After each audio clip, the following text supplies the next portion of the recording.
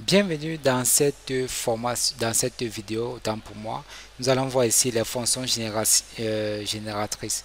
Ici, il faut voir que les fonctions génératrices ce sont les fonctions qui permettent d'interroger, d'avoir une nouvelle valeur au fur et à mesure que l'on utilise lorsque au fur et à mesure qu'on fait appel à cela. Donc, c'est à peu près le même principe comme celui-ci, comme les fonctions closure, mais il y a une différence près à un niveau. Donc, je vais faire un exemple, un cas pratique pour que vous puissiez voir. Donc ici, qu'est-ce que nous allons faire maintenant? Ici, nous allons effacer tout le contenu que nous avons de ce que nous avons fait précédemment. Nous allons déclarer notre fonction. Ici, nous allons faire une fonction qui va permettre de compter les différents éléments. Ici, c'est ce qu'on va faire. Et à l'end, ici, là, ce qu'on va faire, on va mettre ce symbole étoile ici, ce qui va signifier que c'est une fonction génératrice.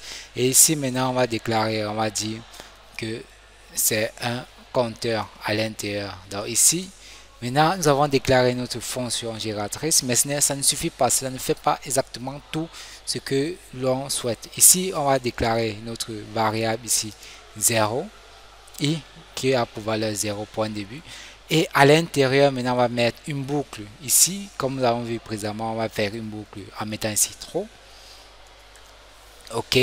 Là, nous avons déclaré notre boucle ici, mais ça ne suffit pas encore. Il faudrait qu'on puisse avoir au fur et à mesure notre résultat qui est fini et qui est renvoyé au fur et à mesure qu'il soit généré. Donc, pour cela, nous allons utiliser notre symbole qui s'appelle yield.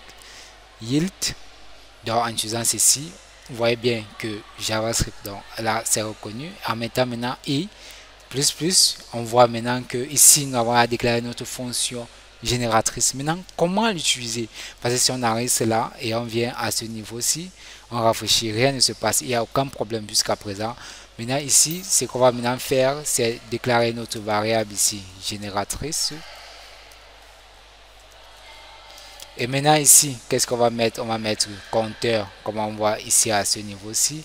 Et en bas maintenant, qu'est-ce qu'on va faire? On va faire une sorte de console point log. OK? Point log de quoi? On va mettre console point log de génératrice. OK? Point nest. OK? Vous voyez bien que quand c'est une fonction génératrice, on a d'autres possibilités, d'autres éléments, comme on peut le voir à ce niveau-ci. Next. OK? Point encore quoi? Point value. OK. Maintenant, en faisant ceci, c'est pour avoir, on dit que, OK, donne-moi la prochaine valeur ici. Et avec cette boucle white, qu'on sait que boucle white permet d'avoir au fur et à mesure de parcourir. Et maintenant, ici, next permet de dire que, OK, donne-moi, je pars à la prochaine fois, prochaine action. Et à la prochaine action, ça fait quoi? Ça incrémente. Et après, on fait quoi? On veut la valeur. C'est là que ça nous renvoie la valeur avec ce il ici. On va voir à travers ceci. Vous voyez bien que ici, on voit bien que ça commence ici. 0, 1, 2. OK. Donc ici, vous pouvez voir que nous avons déjà notre fonction génératrice et on voit à quel point on peut l'utiliser dans des circonstances bien précises en fonction de ce que vous voulez faire à votre niveau. OK, donc c'est tout pour cette partie. Donc si vous avez des questions, n'hésitez pas à me les poser en commentaire